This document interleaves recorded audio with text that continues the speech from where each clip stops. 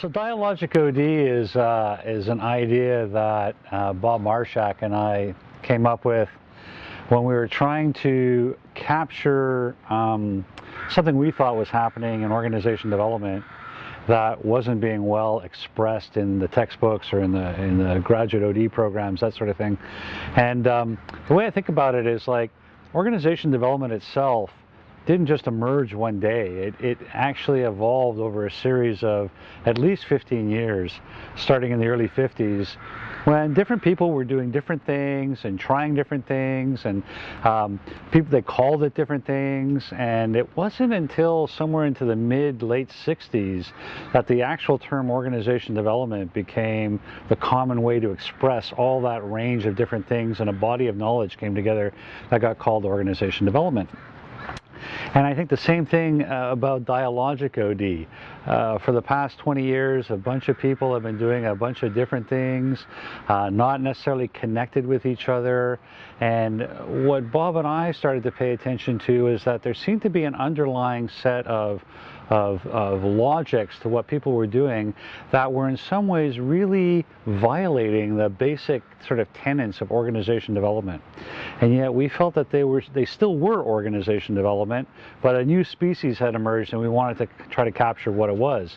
And so we started writing about it, and we had different labels for it. Bob called it the new OD.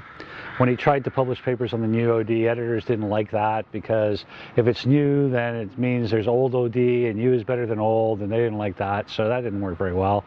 And then I was calling it postmodern OD, and when we'd submit papers on it, they would get sent to people who like to read Foucault, and because we weren't talking about Foucault, they hated the papers, so we weren't getting published. And finally, we came up with this distinction between dialogic and diagnostic, and that seemed to ring a bell. And all of a sudden, the papers got published, and we won awards, and so on and so forth. And really, that just exemplifies part of what we're talking about here in Dialogic OD, which is the importance of language. And I think what's happened in the past 20, 25 years is that a shift has happened in the social sciences towards more interpretive forms of theory, social constructionism, that sort of stuff, and that shift has shifted into organization development practice. And people doing OD now have a much more refined sense of the importance of language, the importance of words, how words create worlds, all that sort of stuff. And that leads to a set of practices that are really quite different from what's in the OD textbooks. The other thing that's happened in the past 20, 25 years has been the growth in complexity science, and the recognition that order emerges out of chaos without a plan. And that's had a big impact on some people who do organization development. And so what Dialogic OD does is tries to understand the underlying theory and basis of the kind of OD that people are doing now, that's been informed by this movement in interpretivism, social constructionism, and this move in complexity, and how they've come together to create some basic approaches to change and some basic assumptions about change that are really fundamentally different in some important ways from the basics of what we call diagnostic OD. Now, one of the things that's important to Bob and myself is that we're not trying to set this up as an either or. It's not either dialogic or diagnostic.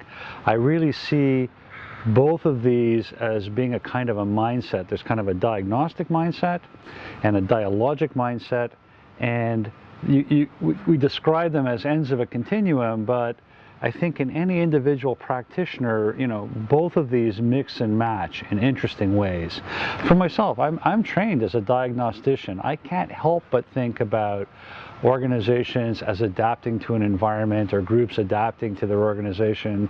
I can't help but think about some processes being healthier than others, but I recognize that that's very much a diagnostic mindset. And a dialogic mindset looks at these things quite differently. So what we have now started to do is to really scope out what is that dialogic mindset, what are the fundamental assumptions that underlie it, and what are the fundamental change processes that make change happen or not happen. And I think we've got a real line of sight on that now. And we've engaged recently a group of about 20 people from around the world who are working with us to really to write the book on it, where I think we really got a handle on kind of a set of ways of thinking and a set of practices that underlie what goes on in a bunch of techniques like open space, appreciative inquiry, future search, conferencing, on and on. I've got a list now of about 37 of these, and from my point of view, any of those particular methods can be used from a diagnostic mindset or a dialogic mindset. So how the method gets used depends more on the mindset of the practitioner than the technique itself. And there was a study I did that started me down this path in the early 2000s. Did a study, we looked at a series of 30 cases of appreciative inquiry and tried to identify, when we looked at the ones that led to transformational change, what was different about them from the others. And the thing that came out really clearly from that research was that when AI was used in a way that led to transformational change, it was based on some fundamentally different assumptions from the typical diagnostic change process. And that's what really got me started down this path, that I think when people use techniques like open space or conferencing from a more diagnostic mindset, they tend to get the same sort of change outcomes. Whereas those who use these same techniques more from a dialogic mindset are the ones that get some of these amazing transformational outcomes, because Dialogic OD is very much focused on the nature of adaptive challenges or wicked problems, and that's the realm in which I think it operates most effectively. Diagnostic OD, I think, operates effectively when you're dealing with more technical problems where there is some understanding of cause-effect relationships, where you can apply expertise to figure out the right answer, and then it's an implementation problem. But when you're dealing with wicked problems, what Heifetz has called adaptive challenges, no one knows what the right answer is. And no one knows what the cause-effect relationships are. And there's no way to really understand what's going to work until, in retrospect, you look back and go, oh, that's what made that happen. And so dialogic processes are useful in those situations where what's required is not leaders who tell you, well, here's the vision, here's the solution, and now we're going to march in this direction, but leaders who say, here's the problem, here's the complexity of it, and we're going to engage as many people as possible in looking for what are the ideas that already exist in the system for how to get past this.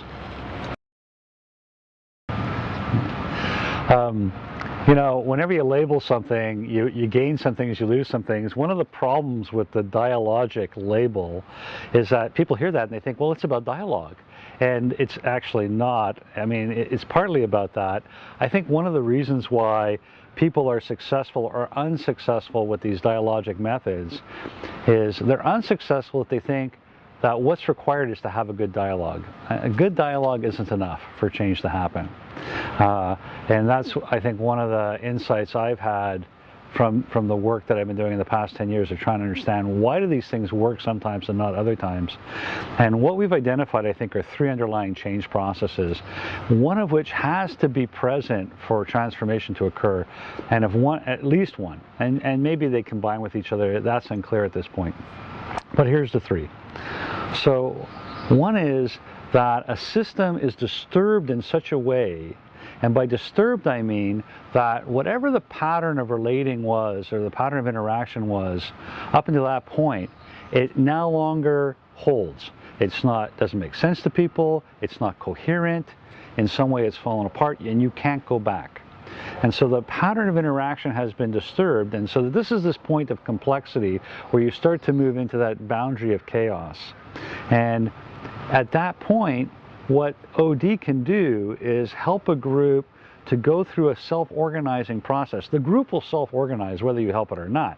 The problem is whether or not that self-organization is going to be convivial, effective, useful, help move in a direction you want to go. And I think what the Dialogic OD practitioner understands is that by increasing the richness of the network that exists in the system, opening up lines of communication, increasing the amount of differentiation before you move to convergence, which is a very key idea here, that it's only when we allow a group of people, we allow individuals to speak to what's most important to them, what they really care about, to differentiate themselves from the rest of the group, that real community can then emerge out of that. Right? And so what happens when you have a leader who's trying to too quickly move to some shared vision, some sense of agreement, some convergence, that kind of gets in the way of the possibility of some transformational change occurring. So one of the core kind of change processes that I think gets evoked when this stuff works is that a system has been disturbed to the point at which it can't go back, and that the self-organizing process that kicks in at that point has been supported in a way that leads to a new, more complex sort of reorganization. So that's one. The second one is that the core narrative has been changed. And of course, people these days kind of really understand the importance of narrative. Narrative is like a storyline. So we have a storyline about the way things are, and then the stories we make up to explain why what happens has to be consistent with the storyline. And so the social construction of reality kind of hangs on the storyline, and when that storyline changes, then the possibility of transformation is up, and things will start to change after that. So one of the core things the dialogic change process can do is to really change the story we have of ourselves, and when that happens, transformational change will occur. If that doesn't happen, if there's been a good dialogue but it hasn't changed the narrative, change won't happen. And the third key underlying change process is the emergence of a generative image, and this has been kind of my area particularly of contribution, I think, in this whole thing, is the idea of generative image and what they are and how they work.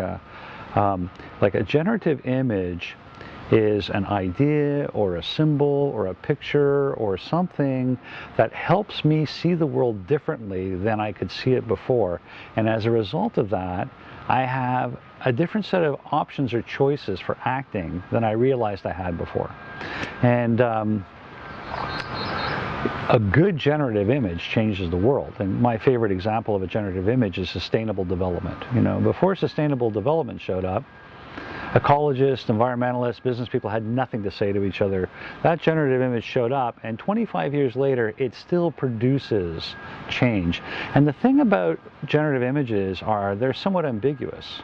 No one can define what sustainable development is, and attempts to define it kind of, if we could define it, it would lose its generative power. Right? And I think one of the things that differentiates the more successful from the less successful dialogic OD practitioners is their ability to be sensitive to generative images, sometimes even to start a change process with a generative image. You know, and I've been thinking about where generative images come from, and one of the most potent places is in polarities or paradoxes. Any place where people are trying to say either or, you stick those two things together and create a new image that opens up a whole range of possibilities. Again, sustainable development being a great example of that, right? It put together wanting to, sustain the planet with wanting to develop, which seemed at the time to be opposites. So what's making sense to us now is that when any kind of dialogic OD process is used, whether, again, open space, appreciative inquiry, which on the surface appear to be very different. And I think when people use those methods in a painting by numbers sort of way, sometimes they work, sometimes they don't really understand why. But I think, and what I'm hoping is going to happen in the OD research community, is we're going to start paying a lot more attention to those three underlying processes. I think when we do that, we'll start to discover that when transformation occurs, it's because one or more of those has been engaged in some way. And from a practitioner point of view, it also means paying attention to those things and what's going to help make that happen in any particular situation. Now, one of the things that disturbs me a little bit is this sort of like, it's easy to polarize around dialogic versus diagnostic, and to make, well, dialogic's good and diagnostic's bad, this sort of thing. I think that's a big mistake. I think there's a lot of value in the diagnostic framework, and most importantly, I think we shouldn't be throwing out models that help us discern. You know, like what a good model does is it helps bring certain things to the foreground to pay attention to. And one of the things that can happen, I think, when people go too far into the dialogic space is it's like, well, you know, there's no need to discern. Let's just have a dialogue, and what will emerge will emerge. Well, you know, we need to complicate our thinking as well. We need to think in complex ways about complex things, and so I really don't see it as an either-or. I really see it as a both-and, and I think that the more we see it as a both-and, the more innovative kinds of processes can emerge out of bringing both those sort of mindsets together in a way any particular OD consultant or practitioner kind of steps into any particular situation.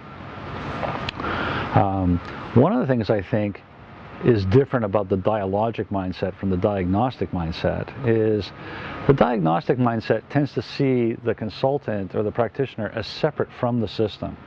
It's like I was trained to go in, to do an analysis, to treat the client system as, you know, I'm not part of the system. I'm not here to get my needs met. I'm here to serve them.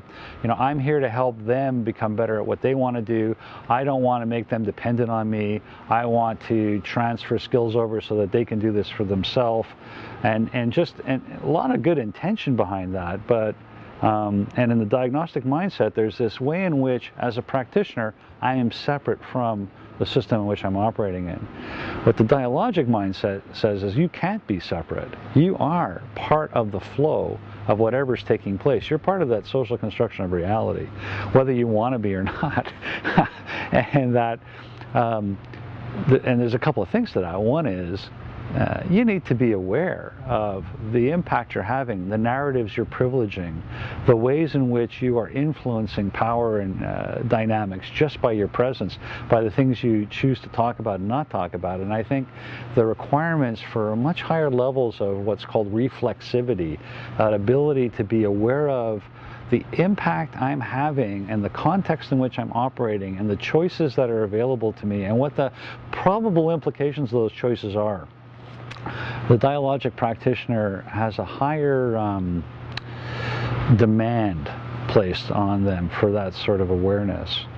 And part of what goes with that is, from a dialogic OD point of view, is seeing organizations as constantly being in change.